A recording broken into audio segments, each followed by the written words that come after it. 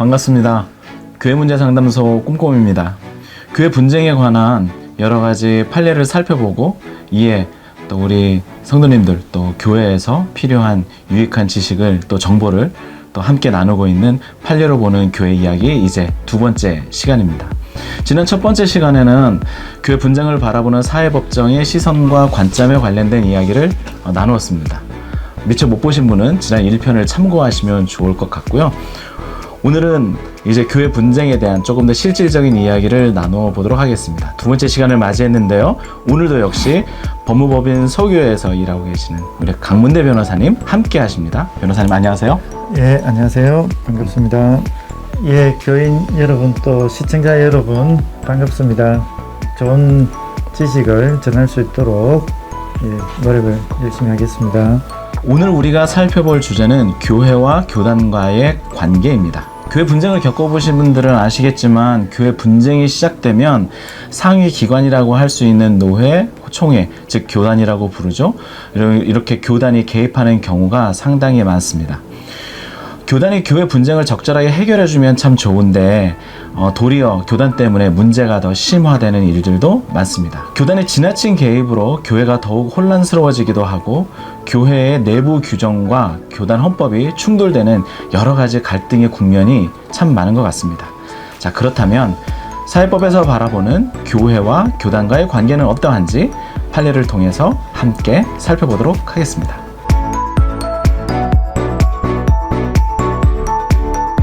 첫 번째 이야기 나눌 것은 사회법정에서 보는 교단의 지위 또 교회와 교단의 관계입니다. 지난 시간에 교회라는 단체는 사회법에서 비법인 사단으로 규정된다고 우리가 알아보았습니다. 자, 그렇다면 교단은 어떤 지위를 갖고 있는지 또 일반적으로 교회는 교단에 소속된 조직이지 않습니까?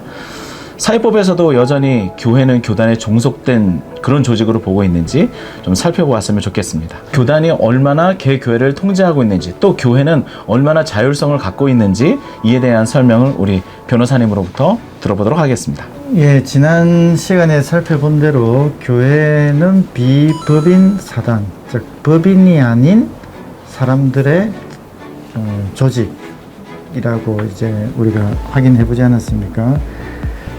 교단 내에 노회나 총회도 법적으로는 동일하게 비법인 사단으로 이제 취급이 되고 있습니다. 그 점에 있어서는 동등한데요. 그렇다고 해서 완전히 평면적이고 수평적이다라는 의미는 아니고요. 위계적이고 조직적인 체계 속에 위치해 있다고 하는 것은 우리 법원도 인정을 하고 있습니다. 그래서 종교적 내부 관계에 있어서 상급단체이다 라고 보는 것이 지금 우리 법원에 정리된 입장이라고 할 수 있고요. 이제 이렇게 본다고 할 때 이제 자율성과 통제력의 관계는 상당히 좀 긴장 관계, 기량 관계에 있다고 말을 할 수가 있습니다. 무조건 상급단체가 하급단체, 즉 교회에 대해서 모든 걸 통제할 수 있다는 것도 아니고요. 아무런 제한을 받지 않는다는 것도 아닙니다. 적절한 통제가 있고 적절한 자율성이 있다는 것인데 그 긴장, 그 균형점을 찾아 나가는 것이 좀 필요한 그런 상황이라고 할 수 있습니다. 보니까 대법원 90일 다 11226 전원 합의체 판결에서 이미 그렇게 결정이 났더라고요. 교단은 종교적 내부 관계에 있어서 지교의 상급단체에 지나지 않는다. 어쨌든 독립적인 존재입니다. 예를 들어서 우리가 회사가 있는데 어떤 과나 국을 갖다가 독립된 조직이라고는 하지 않지 않습니까? 그거는 완전히 종속된 존재인데, 그러나 어떤 회사가 있는데 바깥에 별도의 자회사를 둔다든지 별도의 위원회를 둔다든지 이거는 독립적인 존재라고 볼 수 있는데요. 교단과 교회의 관계도 이제 독립성을 갖는 그런 지위로서는 볼 수 있다는 것입니다. 즉 총회와 노회가 있고 그와 별도로 교회, 즉 구체적으로는 당회가 있는 것이고, 그러나 그 독립은 돼 있지만 상급 단체로서의 위상은 가지니까 그 지시와 지휘를 통제를 어느 정도는 받아야 된다. 개 교회의 독립성과 자율성도 존중되고 또 교단 나름대로 교단 헌법의 범위 내에서 나름대로 구속력도 가지고 있다. 이 두 가지가 동시에 존재하는 거군요. 맞습니다. 예. 존재는 독립적인데 활동은 조직적이고 위계적이다.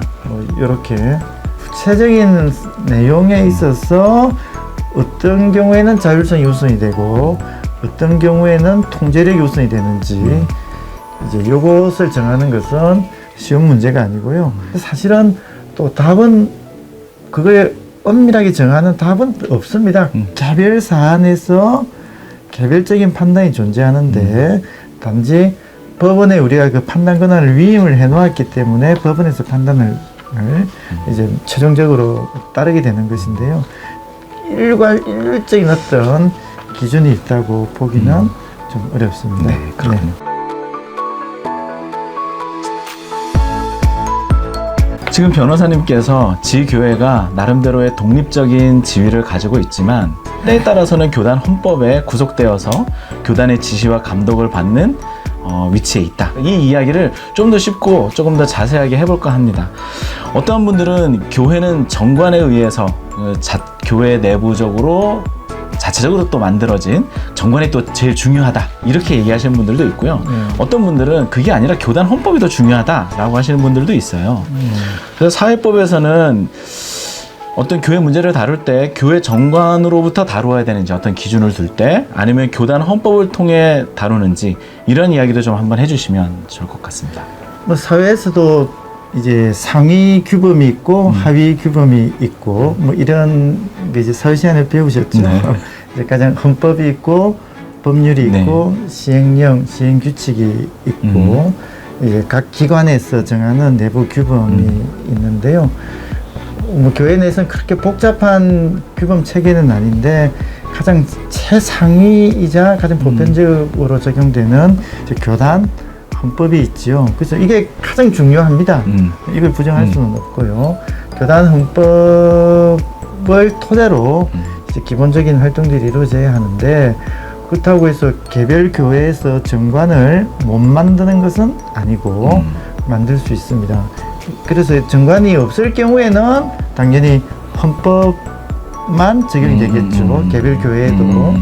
그러나 개별 교회에 정관이 있으면 원칙적으로 둘 다 적용이 됩니다. 일단 정관이 그러니까 교회 헌법에 없는 내용을 정관이 정했다면 또 교회 헌법과 모순되지 않는 내용을 정관에서 정했다면 이거는 아무런 문제될 게 없습니다. 두 개가 조화롭게 적용된다라고 말하면 문제가 없는 것인데 교단 헌법에서 명시적으로 구체적으로 정한 내용을 교회 정관에서 다르게 정할 수 있느냐 요거는 좀 부정이 되는 추세가입니다.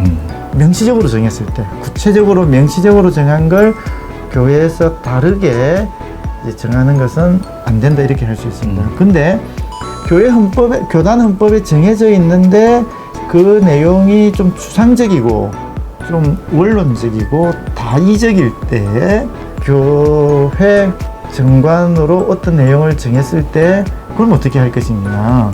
그럼 방금 앞에서 말했던 그 원칙에 따라서 이제 가야 됩니다. 즉 통제력도 인정이 되고 자율성도 인정이 되기 때문에 이 교회 헌법과 이게 모순되거나 충돌되는 거냐 아니면 조화되고 보완되는 것이냐 이 관점에 따라서 교회 정관이 적용될 수도 있고 효력이 없다고 무효가 될 수도 있고 이제 그렇게 되는 것입니다. 그러면 교단 헌법과 교회 정관이 지금 이제 충돌되는 경우 이때 이제 갈등이 발생되고 문제가 발생되는 거지 않습니까?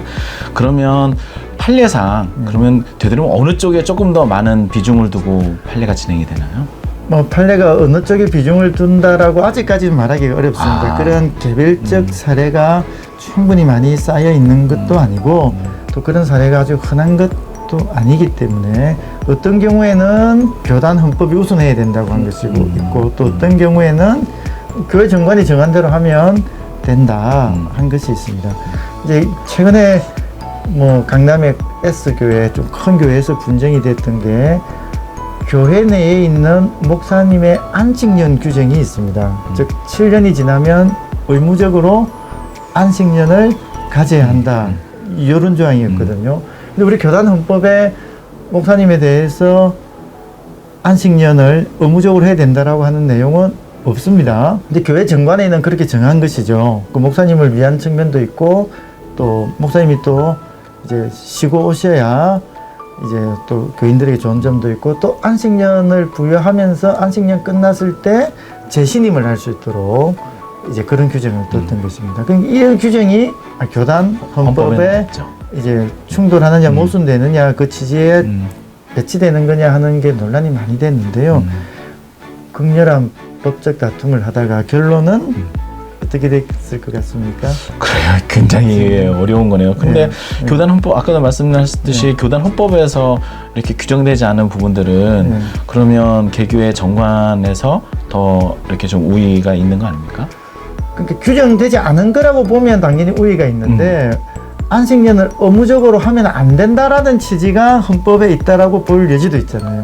그렇게 되면 헌법이 그렇구나. 금지하는 것을 정관에서 정했다라고 보면 무효가 되는 이제 이런 논리적 구조를 띠는데 당연히 정관을 우선해야 된다고 하는 교인들은 교회 헌법에 교단 헌법에 모순되는 게 아니고 교단 헌법에 정해져 있는 내용도 아니다라고 주장한 것이고 그 정관이 무효라고 주장한 특히 목사님이 그렇게 주장을 하셨는데 그 목사님 측의 입장에서는 교단 헌법상 의무적으로 안식년을 가져야 된다고 하는 것은 허용될 수가 없다 이렇게 주장을 했던 것이죠.